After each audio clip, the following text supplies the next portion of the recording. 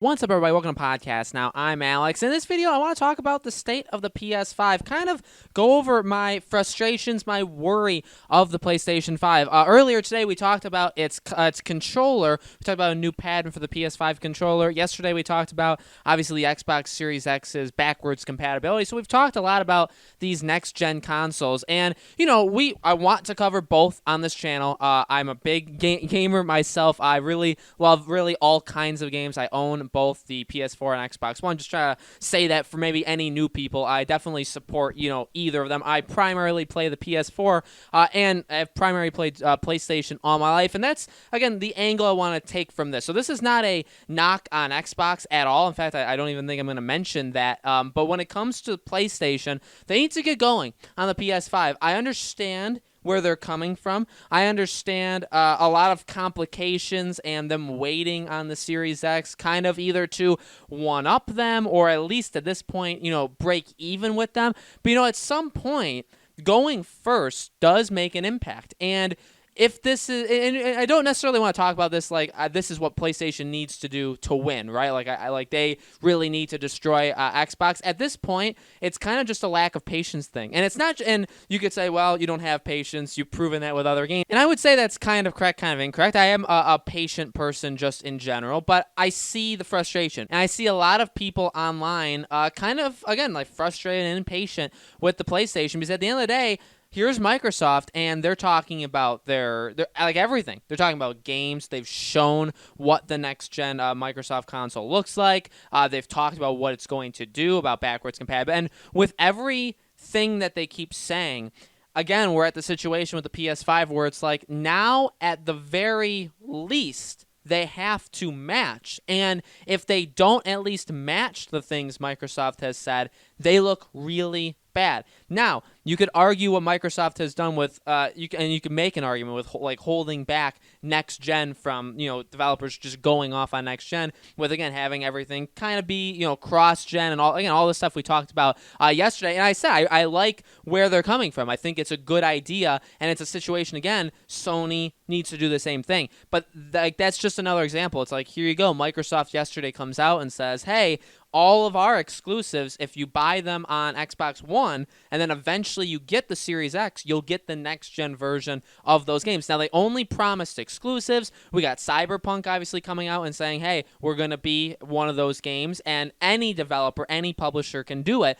It's like, all right, that's again, we talked about it yesterday. I don't want to recap it too much. That's huge news, and we need at least confirmation that PlayStation's doing the same thing, because if they're not, that looks really bad. And again, they can take all the time in the world and they can announce it much, much later. But like people have already seen the series. I mean, we've already seen what it looks like. Like people are excited just only because we saw it. And that's just one reason why people are excited, right? Like we know what it looks like. So yeah, I get it. And I get PlayStation also has their own ways of amping things up. I mean, when they announced the PS5 website or when they announced basically anything, even extremely small PlayStation related, they get more traffic than maybe Microsoft ever gets, right? So like I get it. There's definitely like a back and forth, but at some point, like if Microsoft goes first and they do the price and Sony can only match them, then it's like, well, did you have to wait all that long? And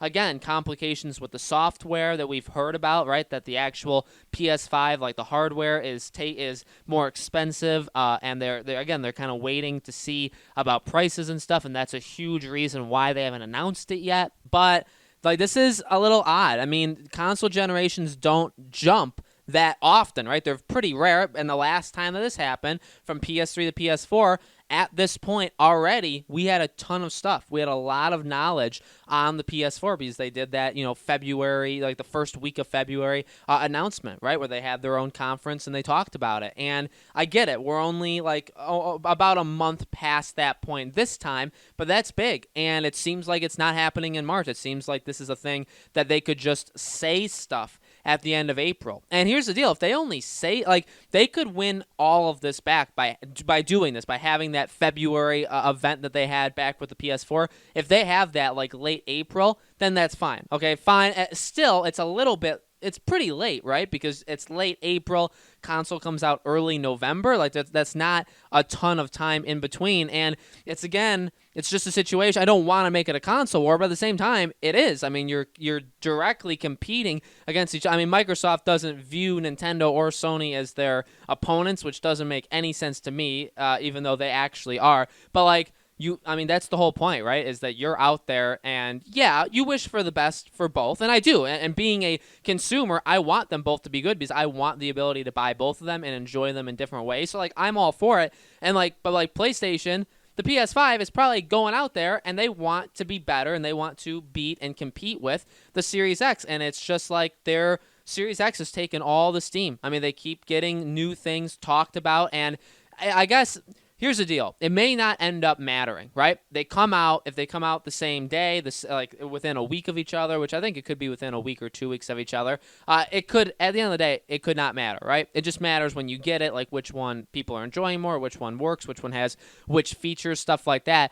Right now, it's kind of just talking. Like, the talking points are very heavily in Microsoft's favor, and that's fine. And I mean, it's very different. I guess I'm enjoying it. I definitely. Here's what I'll tell you. I'm enjoying hearing stuff about next gen. It kind of is just a disappointment. I think that's where people are coming from.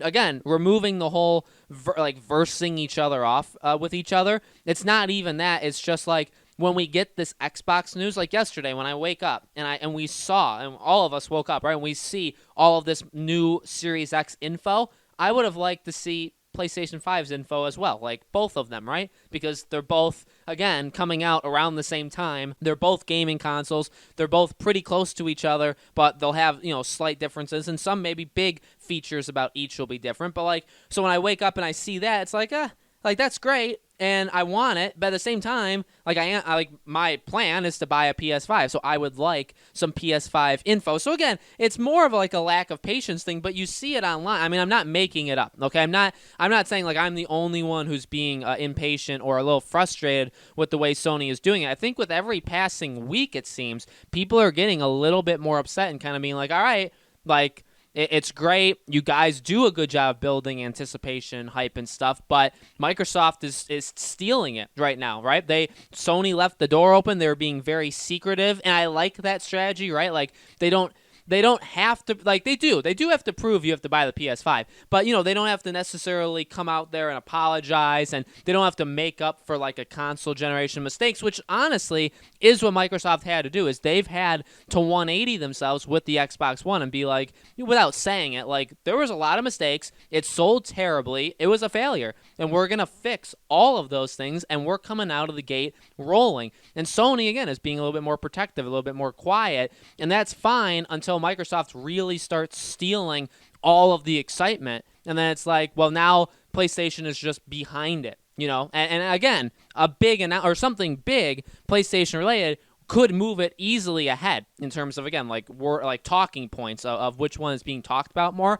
It could easily do that, but as of now, being absent altogether is not necessarily a good look. Again, I understand I'm not saying, hey, I'm expecting an announcement tomorrow. I'm not. I get what they're doing. It's just a little frustrating. I think it's a little bit more frustrating, especially when we don't have much going on. But hey, we had Dreams. March is a gaming month in general for all consoles, right? Neo 2 for PlayStation, even MLB The Show. We got Ori and the Will of the Wisps for Xbox, Doom, Animal Crossing. So I think that'll buffer it, and that'll make it a little bit easier. We probably won't hear that much next-gen talk this month, or this upcoming month, I should say, March. But then I think April will be the time that we really start to hear even more stuff. So guys, let me know in the comments below. What do you think? Is Sony's strategy kind of wearing thin, right? Are you guys getting impatient? Is it frustrating, seeing all this Xbox news without seeing any PlayStation news? Let me know in the comments below. Make sure you guys subscribe to our YouTube channel podcast. Now hit that bell icon so you guys know when these videos go up. And thank you,